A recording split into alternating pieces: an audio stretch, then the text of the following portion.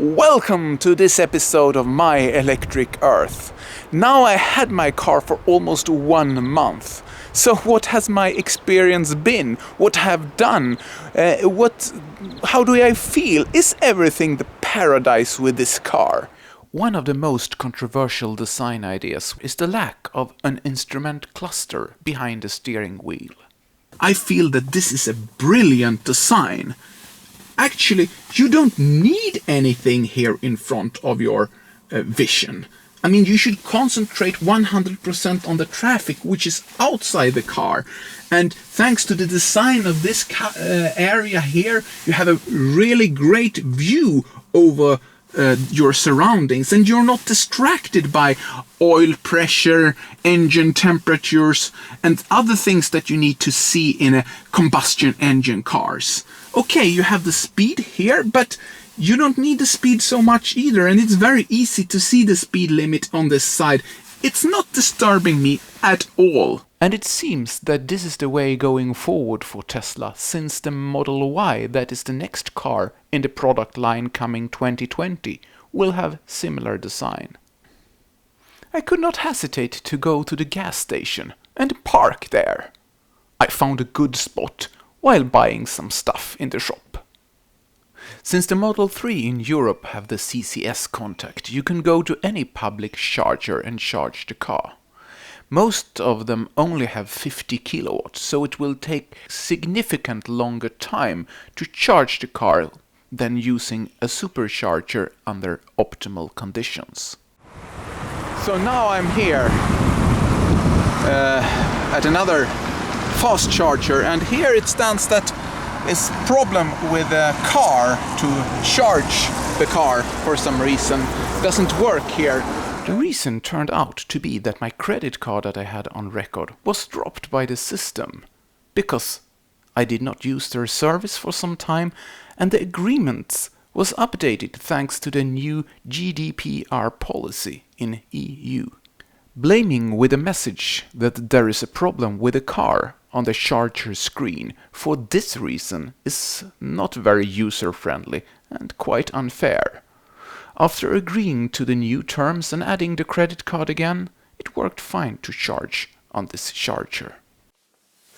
One thing that I don't like is that there is standing the estimated distance here that I can drive with my battery, 173 kilometers at this time. But why do I not see the battery status in % here? Then I need to go in here, and I need to go in here, and then I must go here and change from distance to energy, and then go back here, and then I see the 35% left of the battery. But there is so much space here. Why do I need to choose one and the other? It could very well put both in the same time. The same thing goes here. There's plenty of place here to add the distance, an estimated distance here, and the % on the other side. Even in the app there is plenty of place for this. So why don't you give both of the information at the same time?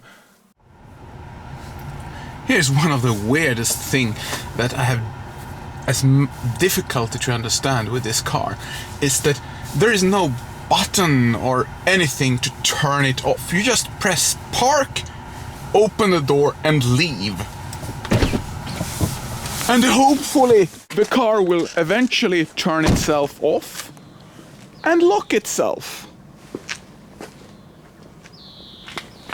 I mean, this car is worth a small fortune, and just to go away and leave it and don't check that it's really locked and that no one else can come and steal it feels a little bit strange. I know that the car will be locking itself and everything like this, and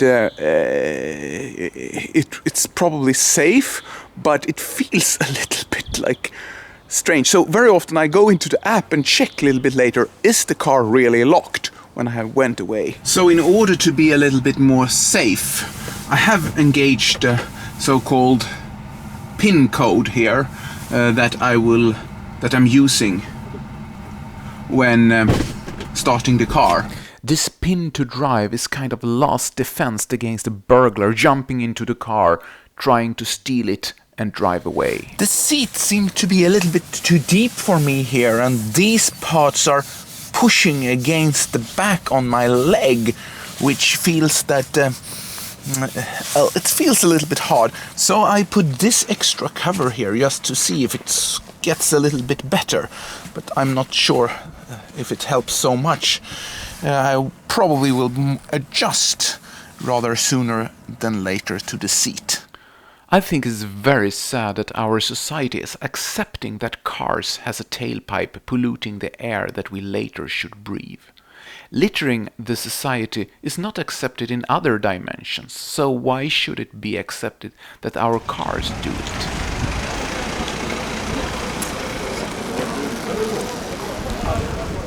Driving my electric Tesla, knowing that I'm not polluting the air around me, feels really, really good.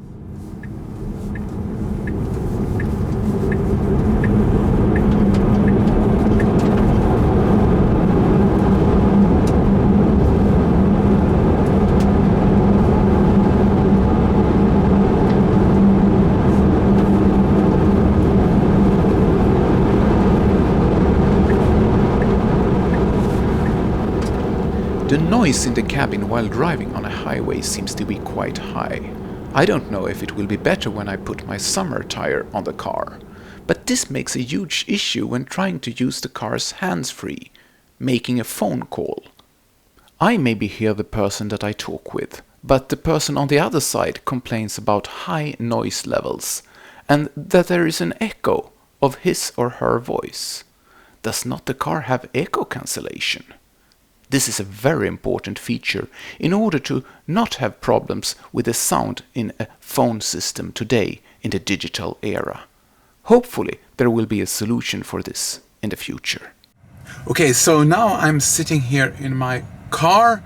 I have been working all day and I'm going for a short trip driving, and I have been charging the car to maximum. And now I get this warning sign here saying that charging repeatedly beyond the daily drive needs will shorten battery life. Would you like to lower the charging limit? Yeah, well, I will do that, but I wanted to charge it to maximum just today to see how actually the car behaves when it's fully charged. You see here that we have still 2% left to charge, and it takes 15 more minutes, but we will leave it to 98% right now, and we'll see how this will be working to drive when in the beginning here with a regenerating braking, for example. Okay, as you can see now, since the battery is almost full, I have very, very little regenerating braking capacity, and we'll see how that works now when I drive the car, if I will feel this. Yeah, the car is rolling much more than when regenerating braking is more active and there is more place for power into the battery.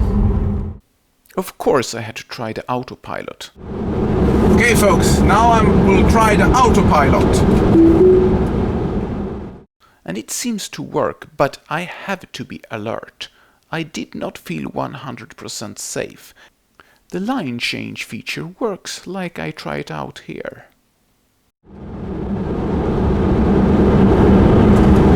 Now we'll turn like this and we'll see if the car will change. Yes, lane.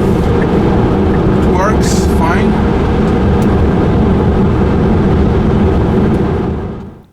But I had several issues with the lane change function. Sometimes it's disengaged while changing the lane. And when it's working, it seems to be too careful, taking too long time to calculate if it's safe to change lane back from the left to the right lane. Cars behind that likes to drive faster gets impatient when the car is not moving over direct when the indicator is turned on. But the lane change feature is still in beta, so for sure it will improve when the car gets updated. I also found a bug. When reversing, the backup camera was not turned on. It was completely black on the screen. Well, that only happened once, so I don't bother very much about this. It's a little bit strange, but anyway, okay. I don't see anything. Battery is low, okay? Yeah, right. Well, that's okay, fine with me.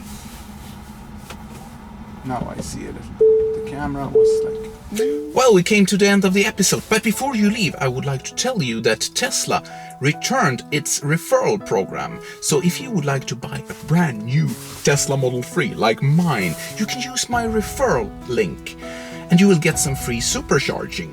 The free parts equals with approximately 1,500 kilometers of driving. That's 1,000 miles in the US. So if you would like to buy a Model 3, X or S, use my referral link that I put in the description. And if you like my movies and you haven't subscribed, you can do that here. Subscribe to my channel. And until next time, well, have a great life.